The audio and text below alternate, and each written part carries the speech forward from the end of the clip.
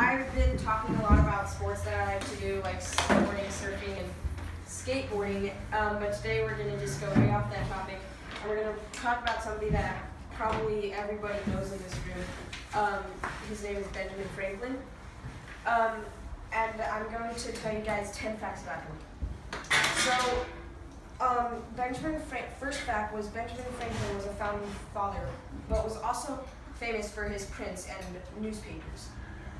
So a lot of people mistake him for a president, but he was actually never a president. He was just like a sort of important role in founding father, and a founding father of America, and you'll see why.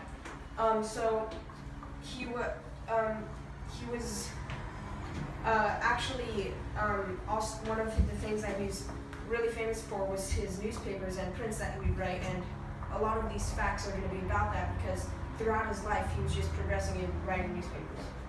The second fact is his dad wanted him to be a preacher or a minister. His dad was actually a soap maker, and he wanted Benjamin Franklin, who was his 10th son, to go to Harvard and become a preacher. He was an apprentice to his brother as a newspaper printer. So one of his brothers was a printer, and he became an apprentice to him. And back then, to be an apprentice, you started around like the age 12 or 11, and you had to be an apprentice for like 10 years. So, which brings us, so if you started at 12, it'd be 10 years, and you'd have to leave the apprenticeship at the age 21. So this brings us to our third fact, where he ran away. When he was around 15-ish, he ran away because he was sick of being an apprentice and under the authority of his brother, and he wanted to like write his own prints and be free, sort of, and he sort of had to run away rather than just going off and doing his own thing, because he still had some odd years to go of being an apprentice. And he ran away to London, which I thought was odd at first, but he kept going back to London throughout his life. He taught himself to write good, and write better newspapers and prints by rearranging these guys' London newspaper. I forget the exact name of the guys, but what he would do was he would literally have the newspaper cut up different articles and sections or different paragraphs of an article, and he'd rearrange them and rearrange the words to make it read better. When you were reading it, it would sound better and stuff like that. So he would keep doing that every time the paper would come to him, and eventually he just got good at writing. He creates his own newspaper at around 16 years old in London, and under a fake name of Silence Dogood, and I thought that was a really weird name.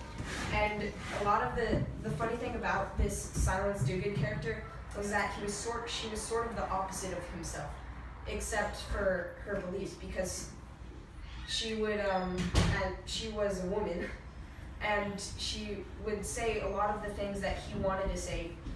So like he would write down his beliefs and his feelings under her name. So as I said, she was a woman, and she was widowed to a minister, which was also funny because his dad wanted him to be a minister. Then when he moves back to his where he originally lived in Philadelphia, he creates an almanac in his older ages, like mid-age. And an almanac back is like the media, like social media, well, maybe not social media, but like a ton of facts in media now, but on like newspaper back then. So like it would have things like the population count, the weather for the past year and coming up week or something, and a ton of just funny quotes and things to say. And some of the quotes on this almanac are still said today. This almanac was called Poor Richard's Almanac, which was also weird to me because by now I thought he would be over using fake names, but he used another fake name for this almanac, even though everybody knew it was his almanac. And so yeah, Poor Richard's quotes are still said today, and this almanac just became huge. Like, it was the most popular almanac throughout the 13 colonies. It was really good for his business, and he decided to do an almanac because he knew it was going to be good for his business. He knew that people always buy one once a year, which means that every year he'd be getting lots of sales and getting more money. So, another fact about Benjamin Franklin was that he never formally married. On his first time back to Philadelphia from London, he like was all poor. He was like pretty much wearing rags because he used all his money getting to London and stuff. So he only had a few coins and stuff like that, which back then was still alright. Like, you could buy stuff with just a few coins, but now I don't think you can.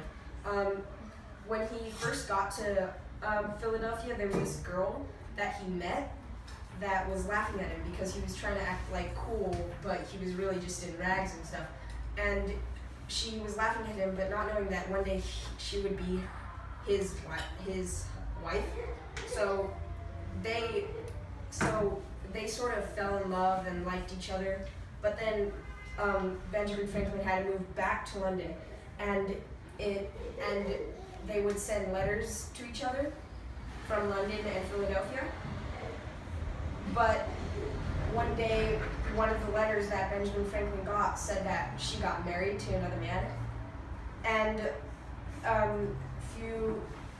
I don't know when, after a while after that, he came back to Philadelphia, and the guy that she was married to fled. Like, he ran away, not even knowing that about Benjamin Franklin coming back. He just ran away, and so they had to start a common law marriage because of the fact that Benjamin Franklin's primary husband ran away. And I should have mentioned this, but this girl was called Deborah Reed. So Deborah Reed is now Benjamin Franklin's husband. So another thing that a lot of people have probably heard about is that Benjamin Franklin created the lightning rod. And I feel like I've heard before that, like, he did this huge crazy experiment with like a kite and a key and a jar, and he electrocuted himself and his hair went all crazy. But a lot of that's not really true except for the actual experiment. So back then, lightning was actually a very huge problem. Like, it would strike the church towers all the time, and they'd have to rebuild and rebuild and rebuild. And whatever people did and tried to figure out to fix this church bell versus the lightning problem, it never worked. So when Benjamin, and this problem sort of was occurring while Benjamin Franklin was studying and playing with electricity, and it was just around that part of his lifetime. So one of the experiments that he did was he was flying a kite in a storm, and and the end of the string of the kite was connected to a keychain.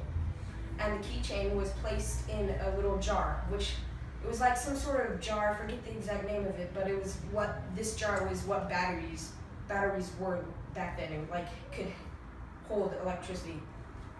And he was waiting for lightning to strike the kite, see if lightning would come down and go into this battery.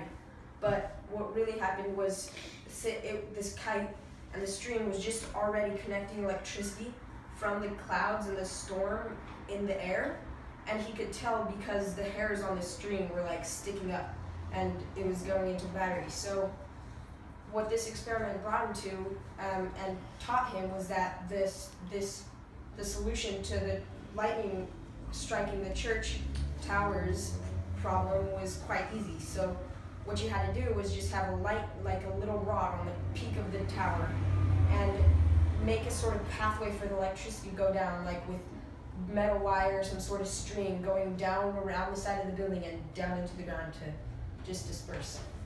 And that was the lightning rod, one of his famous experiments. And it was like, back then it was huge, like he became really famous for this, and it saved thousands, millions probably of lives, because people were dying, like many people were dying a year for this. And the last fact about Benjamin Franklin was that he wrote the Declaration of Independence, which sort of made him the founding father, and made him famous, even more famous than he already was. And yeah, he was one of the creators and one of the people who draft the Declaration of Independence. Thank you. Great.